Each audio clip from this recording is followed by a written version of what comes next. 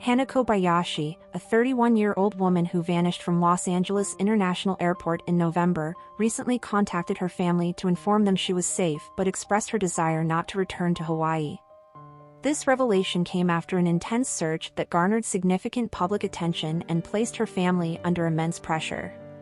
Kobayashi's sister, Sydney, released a statement to clarify the situation and address lingering questions. Sydney noted that she and her mother have not seen Hannah in person and have only spoken with her over the phone. According to their understanding, Hannah is currently in Mexico with their aunt, Larry Pigeon. However, she emphasized that Hannah has decided not to reunite with them at this time. The ordeal has been a tumultuous period for the family, made even more difficult by internal disagreements and public scrutiny. The family's distress was amplified by the tragic death of Hannah's father, Ryan, who died by suicide on November 25, just 13 days after beginning his search for her. His passing underscored the emotional toll the situation has taken on everyone involved. Throughout the search, tensions arose within the family over their approach to handling the media and fundraising efforts. Sydney expressed frustration with her Aunt Larry's actions, accusing her of turning the search into a public spectacle. Larry, a self-described social media influencer, conducted numerous interviews and took on the role of the media's main point of contact, despite objections from Sydney and her mother. This led to a public rift, with Sydney openly criticizing Larry for disregarding their feelings and prioritizing media attention over finding Hannah. Larry, in turn, accused Sydney and other family members of wanting to dominate the narrative and seeking to overshadow her contributions. Amid these family conflicts, the Kobayashis faced accusations of dishonesty and financial exploitation regarding their GoFundMe campaign, which was created to fund the search for Hannah. Critics questioned the transparency of the fundraiser and speculated about the family's motives. Sydney defended the campaign, stating that all expenditures were documented and used exclusively for the search and, later, for funeral expenses following her father's unexpected death. She maintained that neither she nor her mother misled donors and that their sole focus was bringing Hannah home safely. As the family grappled with these challenges, details about Hannah's disappearance began to emerge. Investigators revealed that she had voluntarily crossed the border into Mexico on November 12, just one day after being reported missing.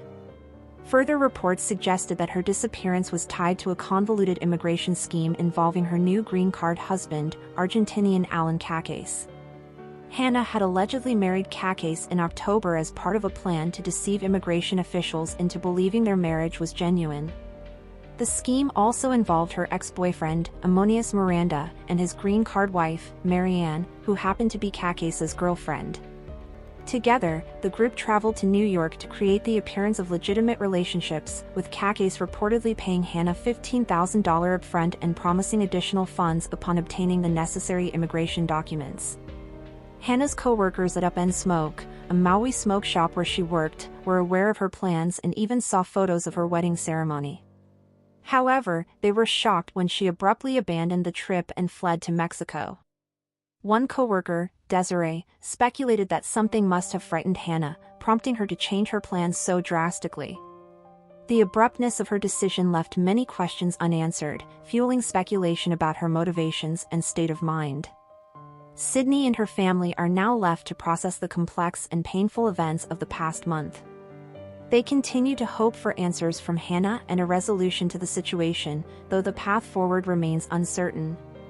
In her statement, Sydney described the past 31 days as a living nightmare, marked by the constant uncertainty of whether her sister was alive or dead.